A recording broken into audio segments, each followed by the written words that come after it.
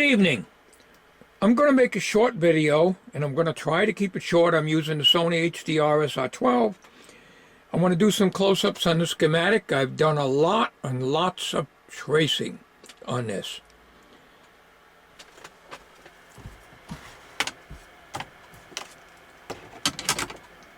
Okay, it's turned off up here. I replaced some resistors that were off value.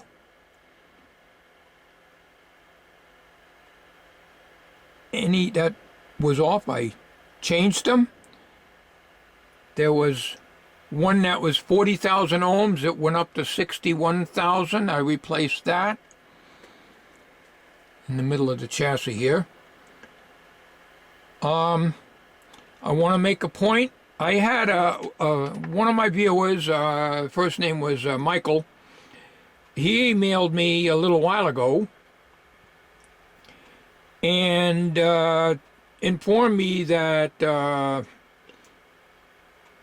one of the coils is not across the tuning cap. But I went over and over and over, and that's on this schematic, and that's what it shows here. But I will do this. I will show you. Also, there is a missing resistor in this radio. Now, this is getting to be very difficult because this theoretically should work. All the tubes test good. All resistors that were off value were replaced. All capacitors were replaced except for some of the micas. And appears to be all the coils are good. That took me quite a while to trace out. But the only coil that seems to be open is the oscillator coil, but I'm not 100% sure. Let me get you set up so that I can get the schematic without having to hand hold the camera. Okay, I have here the schematic of the Philco 3812. You can see my scribbling, my sloppiness. First of all, before we even start with my tracing here, part of it anyways, right below the model number here in the corner, there is a 250 ohm resistor. It is not in this radio. The pictorial, and I'm going to have to get my magnifying glass because I cannot see that on there.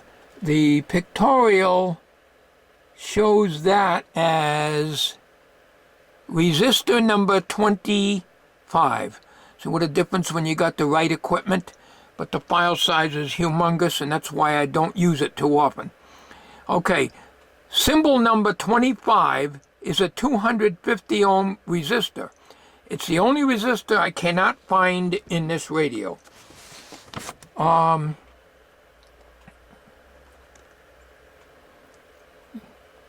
right, 25 is right there, and it's supposed to be in the center of the radio, next to 24. 24 I located and was off value, and I replaced it. But 25 does not exist in this radio.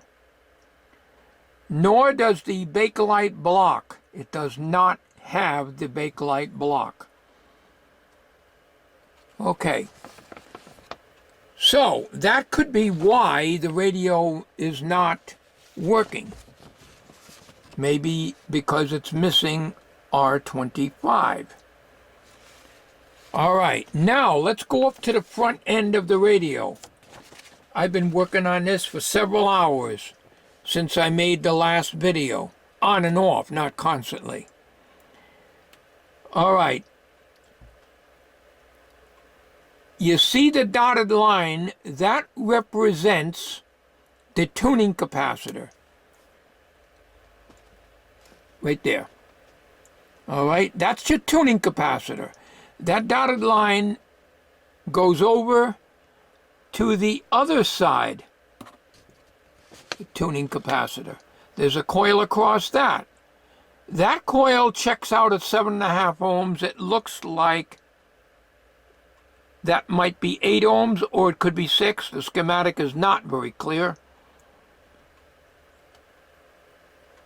Also, even though this is a 2-gang capacitor, tuning capacitor, there's another coil across this section of the tuning capacitor. Okay? And it is 2.5 ohms. That's where I'm getting infinity reading. I'm not getting any resistance here whatsoever. It's infinity. You're reading to a capacitor.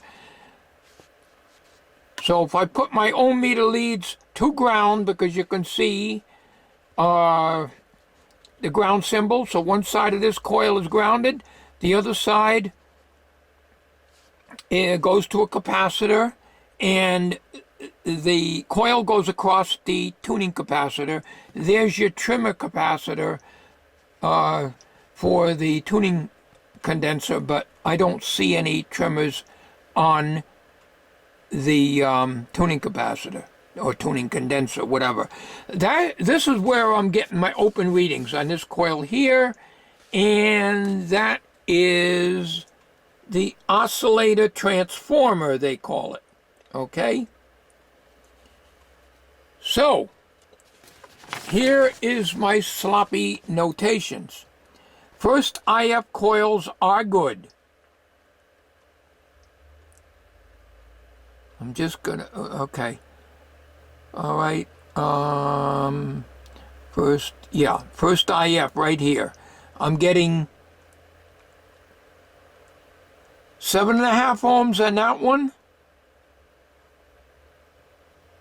and 11 ohms on this. It read about an ohm difference, okay? On second IF transformer,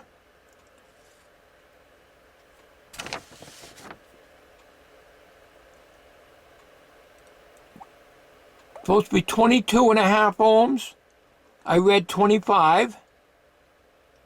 I messed up there because I originally read 7.5. I don't know. I might have had my leads in the wrong place.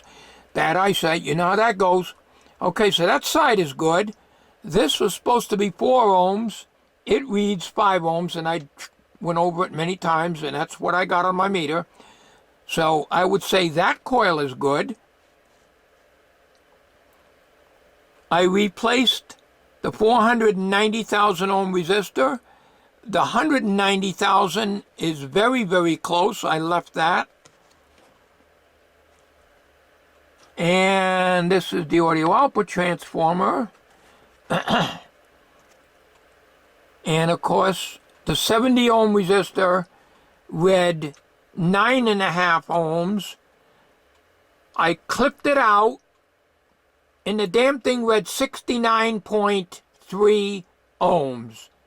So it's influenced by something else, but I clipped the lead so short so I can put the hook and pinch method on it.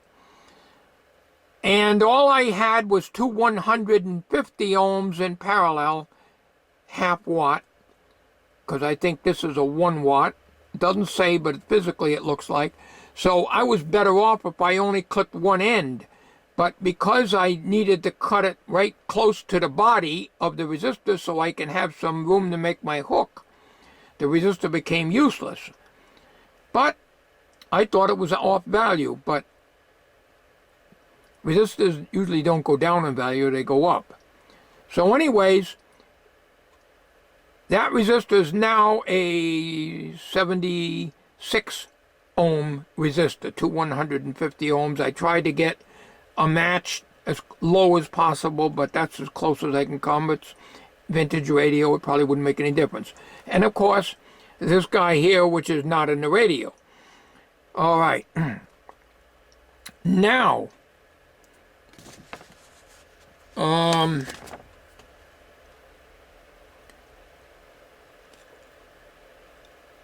gotta excuse me here, I'm just trying to find my way around here.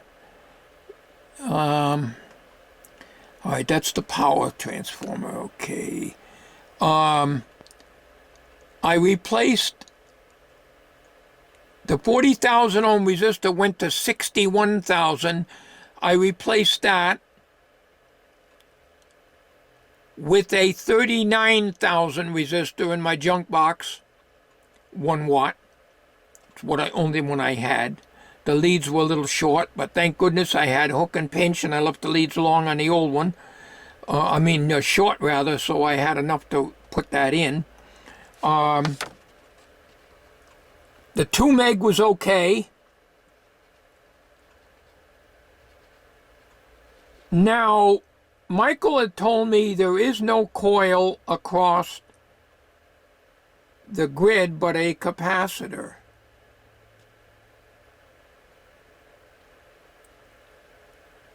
Now, if you look at the 6A7 symbol right there, sorry about my finger, I have to use my magnifying glass, so I can't hold both. Right there, you see that little dot? The little black dot on the outside of the circle of the tube symbol? That usually denotes grid cap. But your grid cap should be the first grid, which is down here right after the cathode.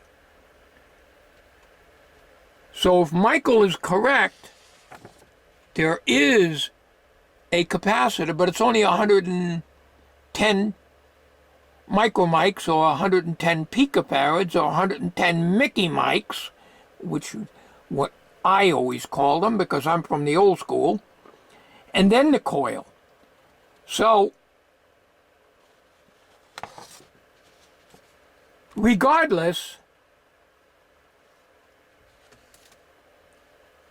of how you decipher this, if you look, once again I'm repeating,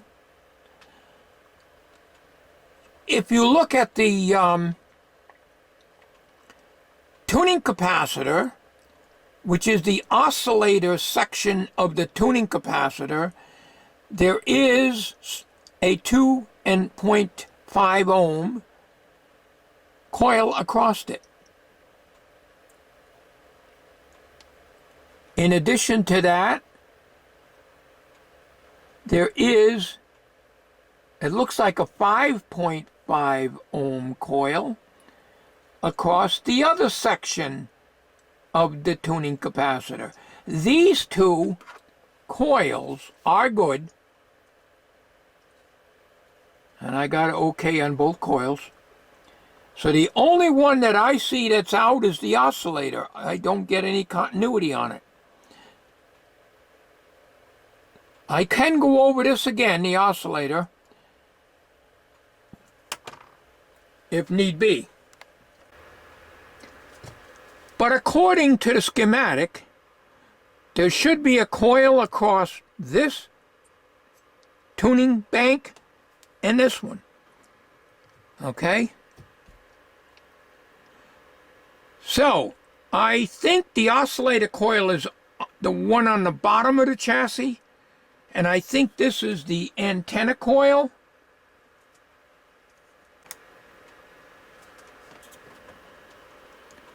So let me get you a close-up, and I'm ashamed of my workmanship in the chassis.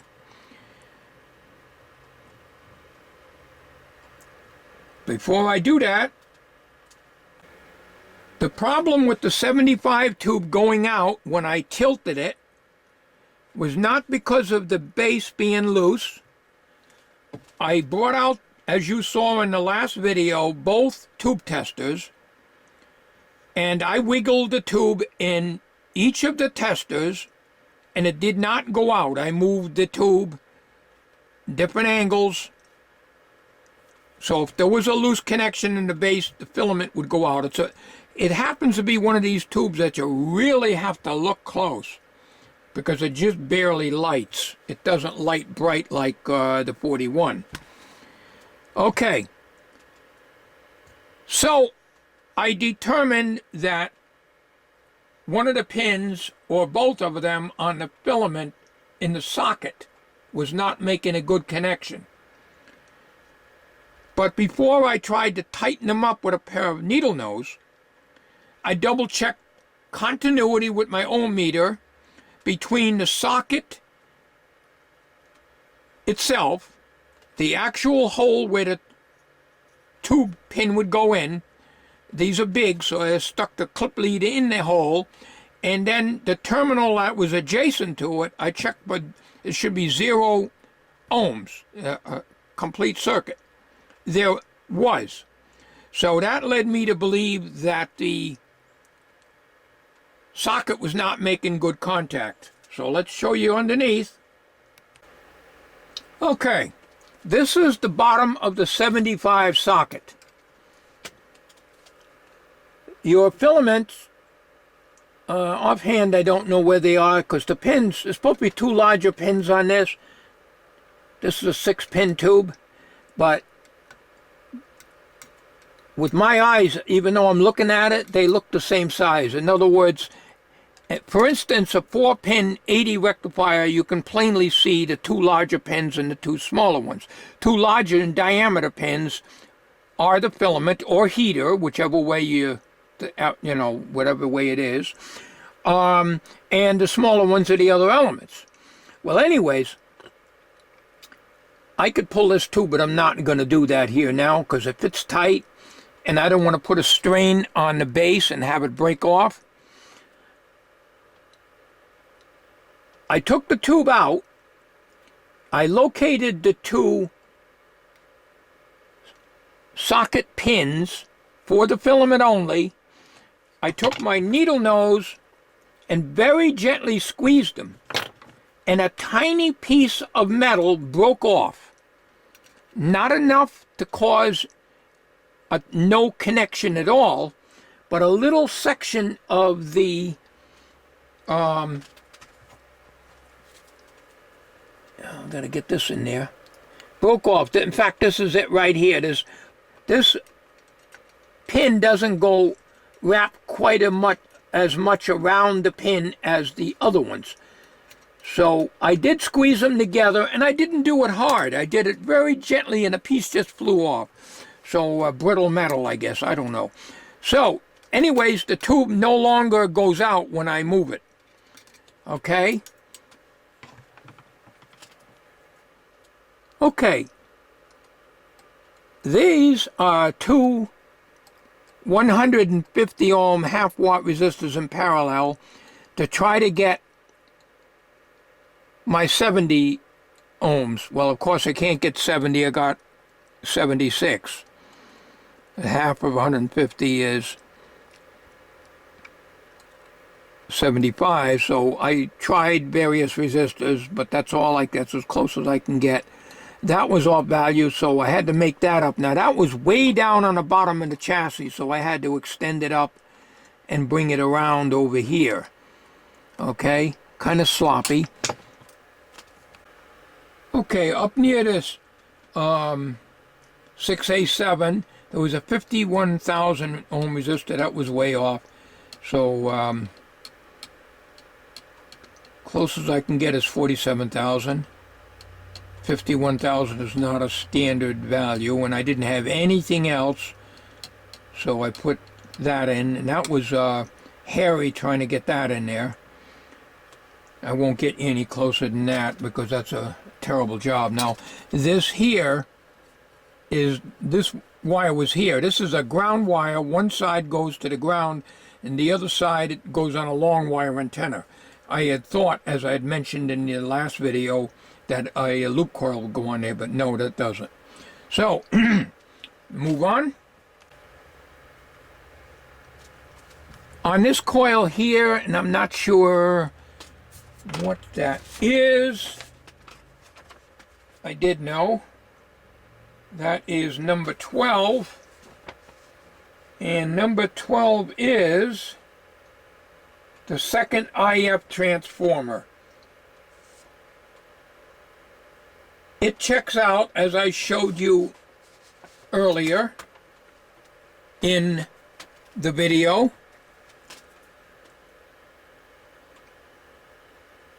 Oh, I'm zoomed in now, so it may not focus Where is the second IF transformer here?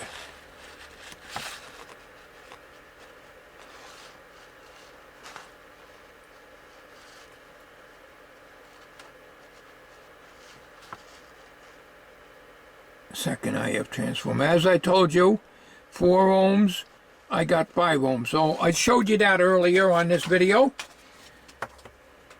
So, I think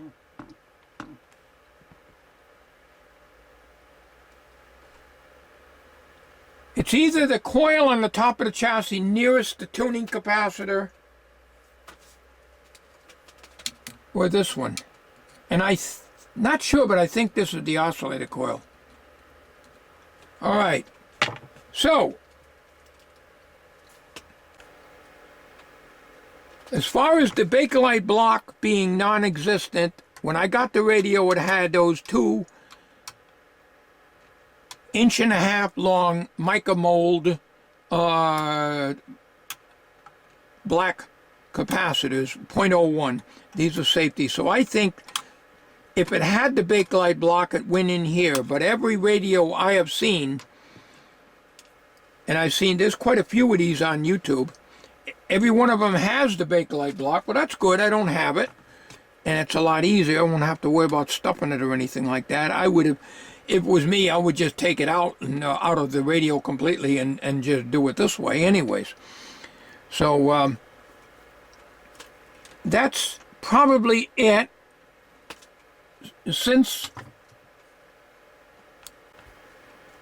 you are looking at the underside of the chassis, I might as well show you my sloppy filter capacitor install here. And you can see where, it's not down there, let's get it down there. You can see where I clipped off the wet electrolytics. I believe old Nate Carver, I think he told me they were filled with borax. Is one of the ingredients. Of course, they all dried up years ago, and years ago they used to be actual wet electrolytics, and that's what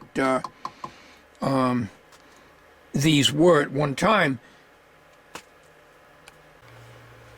So, you know, you want to leave them on there because you got plenty of room under the chassis to add the stuff because it looks tacky. You go and stick, you know, rip these out and, you know, put them on top. You want the radio on the top to look good. Nobody's going to ask you to pull the radio out of the cabinet and look underneath and see how what it is, you know. At least I don't think so. All right, so I think we're going to end this video here. We're protected because I'm sure I would have knocked a hole in it. This isn't anything good, but I don't know what I'm going to do about it. I'm going to have to, I hate taking the coils out because I've had terminals fall off of them coils in the past.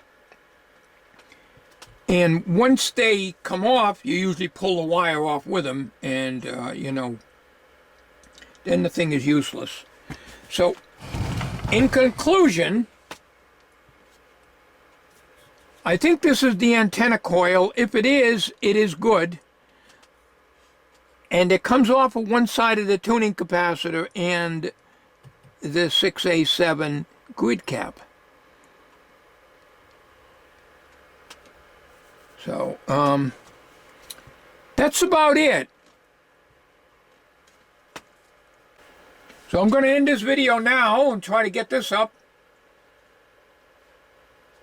There aren't too many comments on these videos. Maybe people are getting tired of them. I have a few, but I don't seem to be getting too much on this series here. Maybe I'm putting them out too often. Maybe they're too long. I don't know. But this one here is to show you what I have done. I'm not just sitting on my hands. I'm trying to trace it out. Like I say, the first IF is testing good, and the second IF is down here. That's the tuning for it down there. These appear to be good, and I suspect the oscillator coil. And I'm making this in case anybody wants to chime in, and you know, I don't like to have somebody else do work for me.